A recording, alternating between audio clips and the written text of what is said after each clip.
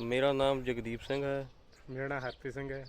ਅਸੀਂ ਹੁਸ਼ਿਆਰਪੁਰ ਤੋਂ world training centre ਤੋਂ ਵੈਲਡਿੰਗ ਦਾ ਕੋਰਸ ਕੀਤਾ ਸੀ ਅਤੇ ਉਹਨਾਂ ਦੇ ਥਰੂ ਹੀ ਰੋਮਾਨੀਆ ਦਾ ਵੀਜ਼ਾ ਅਪਲਾਈ ਕੀਤਾ ਸੀਗਾ ਅਤੇ ਸਾਨੂੰ ਇੱਥੇ ਆਇਆਂ ਨੂੰ 2 ਮਹੀਨੇ ਹੋ ਚੁੱਕੇ ਆ ਅਤੇ ਇੱਥੇ ਸਾਡੀ 1 ਲੱਖ ਰੁਪਈਆ ਸੈਲਰੀ ਆ। ਬਹੁਤ ਵਧੀਆ ਕੰਪਨੀ ਆ। ਰਿਹਾਇਸ਼ ਖਾਣਾ ਪੀਣਾ ਸਾਰਾ ਕੰਪਨੀ ਦਾ ਆ ਅਤੇ ਸਾਡੀ ਡਿਊਟੀ 8 ਘੰਟੇ ਦਿਨ ਦੀ ਡਿਊਟੀ ਆ ਅਤੇ ਵੀਕਐਂਡ 'ਤੇ ਸਾਨੂੰ 2 ਛੁੱਟੀਆਂ ਸ਼ਨੀ ਐਤਵਾਰ ਦੀ ਛੁੱਟੀ ਹੁੰਦੀ ਆ ਅਤੇ ਬਹੁਤ ਵਧੀਆ ਸਰਵਿਸ ਵਾ ਇਹਨਾਂ ਦੀ। ਅਤੇ